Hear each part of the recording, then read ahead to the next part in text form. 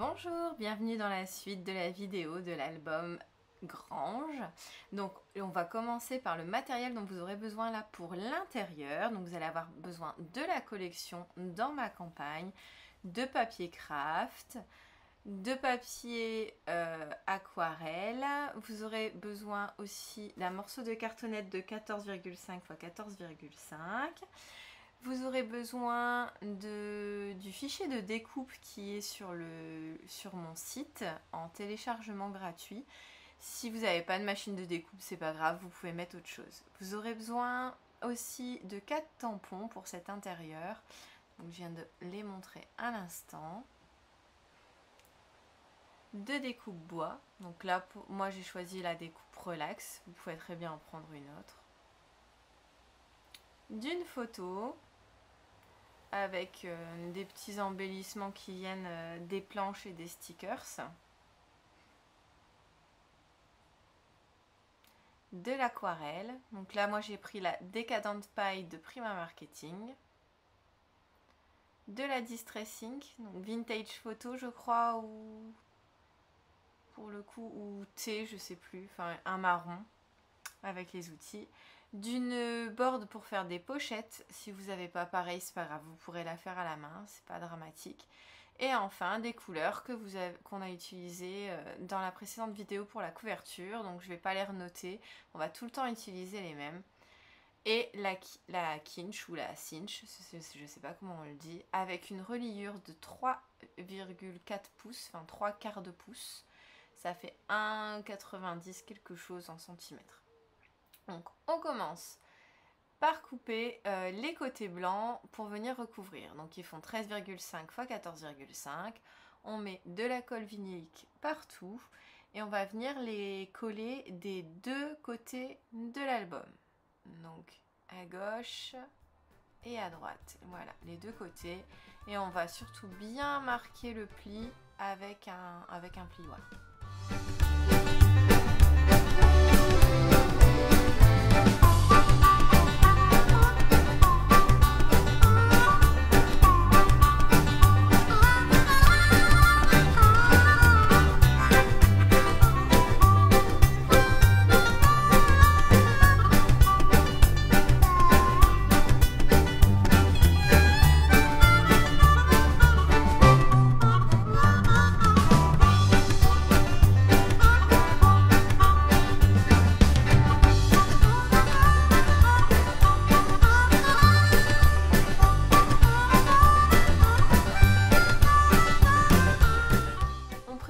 Le fichier qui est sur le site, donc je rappelle, dans la description en dessous vous le trouverez. Donc je le découpe dans du papier craft, donc c'est un effet pochoir, la vie est plus douce à la campagne, et je vais venir le coller sur un morceau de cartonnette de 14,5 x 14,5 cm. Si vous utilisez de la cartonnette de type céréales, recouvrez-la d'un bout de papier blanc avant ou peignez-la en blanc, parce que du coup on va voir à travers l'écriture son fond. Donc moi elle est blanche, donc c'est pas gênant. Si c'est un carton gris, c'est pas gênant non plus, ça fera très joli. Mais par contre si vous avez des écritures derrière avec une marque de céréales ou autre, là ça risque d'être pas joli du tout. Donc j'en colle toujours à la colle vinylique. Je vais faire les coins avec mon outil pour les coins et je vais venir coller le tout, rabattre les bords derrière, coller le tout. Ça sera l'arrière en fait de mon mini album qui va être lié avec la cinch. Donc ça va être collé à la fin, donc pas tout de suite, vraiment tout à la fin, sur la partie du dos qui fait 15 x 15 de notre album.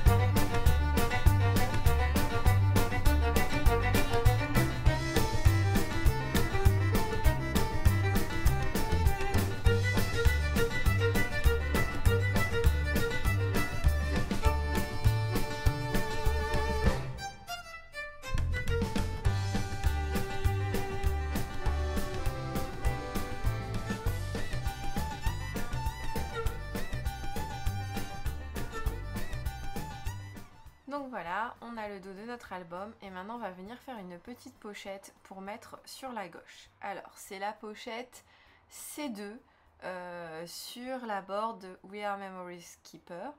Sauf que si vous ne l'avez pas, je vous ai noté toutes les dimensions sur le côté.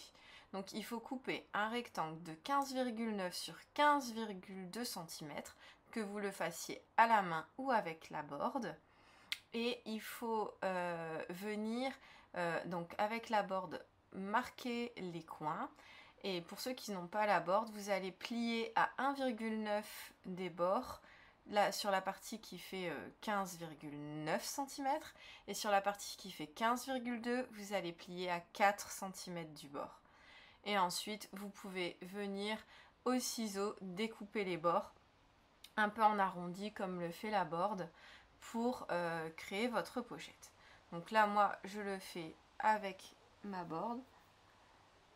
Donc, c'est super simple d'utilisation. Il suffit de vraiment suivre ce qui est indiqué sur la le petit fascicule que vous avez avec. De mémoire, j'ai acheté ça à une vingtaine d'euros. Et on peut faire pas mal de pochettes avec, donc c'est sympa. Donc là, vous voyez, je marque les plis. Donc là, c'est les plis de 1,9 cm du bord. Et là, le pli à 4 cm du bord. Donc on fait ça de chaque côté. On marque bien le pli. Surtout que là, je suis sur du craft. Et là, on va venir assembler notre pochette. Donc tout simplement, on va plier à la main. On va mettre du double face.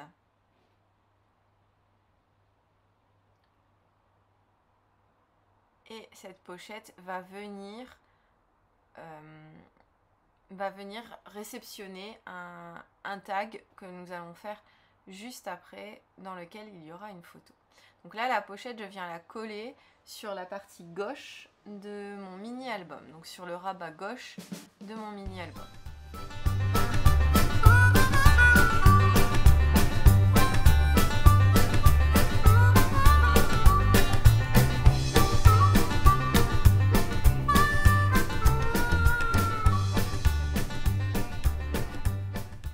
Alors, juste avant, j'ai fait une tache au niveau de la tranche. Donc, j'avais prévu de mettre le relax sur la pochette en craft. Mais du coup, je vais le mettre sur la tranche pour cacher cette vilaine tache de colle que j'ai fait un peu marron cracra. Et du coup, ni vu ni connu, ça fait super joli. Et finalement, des fois, en faisant des petites erreurs ou des petites cradosseries, et on a quelque chose qui est plus joli que ce qu'on avait pensé à la base. Donc des fois, ça aide.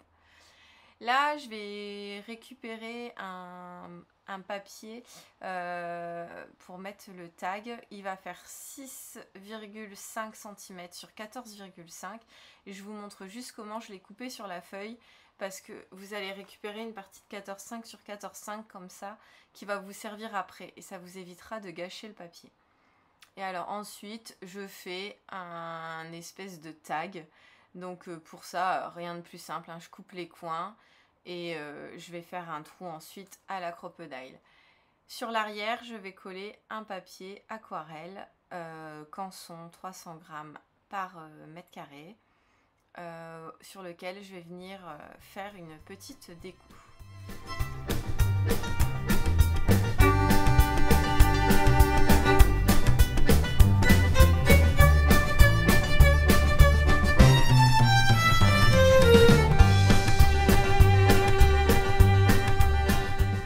J'ajoute ici ma photo, donc elle fait 6,5 cm de large pour passer sur le tag. Et après en hauteur, ça dépend un peu de vous. Moi j'imprime mes photos sur du papier photo Epson mat avec une imprimante Epson.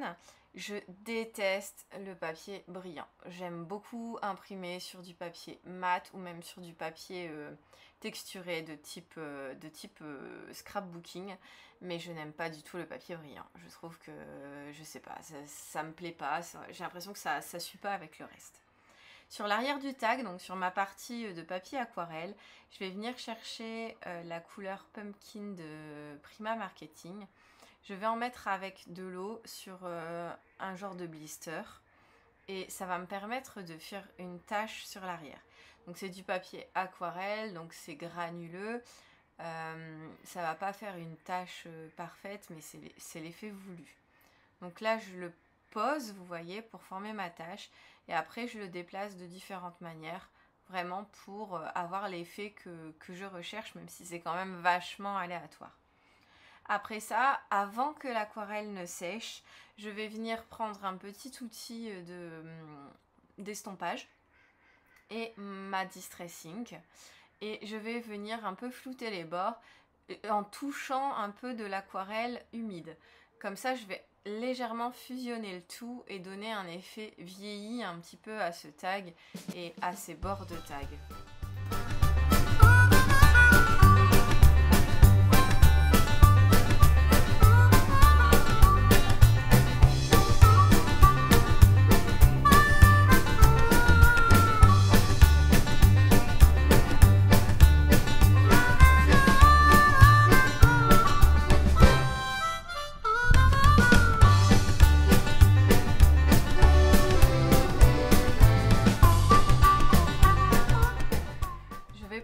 Tampon effet fond de napperon, je vais venir le tamponner à la Versafine. Alors je sais d'avance que j'aurai pas un tamponnage parfait parce que le papier aquarelle est très fort en grain, mais c'est pas grave, c'est l'effet que je veux et de toute façon dessus je vais remettre d'autres tampons découpés.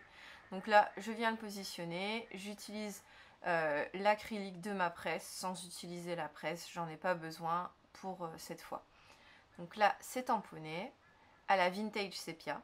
Versafine Vintage Sepia. Et donc maintenant je viens ajouter mes petits tampons que j'ai préalablement colorisés avec les feutres à alcool que vous pouvez voir dans la vidéo numéro 1. J'utilise uniquement les couleurs que j'ai utilisées dans la vidéo 1 pour tout l'album, je le rappelle. Donc ça fait quand même pas mal de feutres, ce sont les feutres de chez Action. Mais ça reste des couleurs vachement proches pour créer des ombres, etc. Donc là, je viens coller mes deux petits tampons. Donc la femme de la cueillette et que de doux moments. Et je termine mon tag en faisant le trou à la crocodile et je choisis le grand trou. J'ai deux types de trous et je choisis le plus grand. Je vais marquer mon centre pour bien mettre le trou où il faut.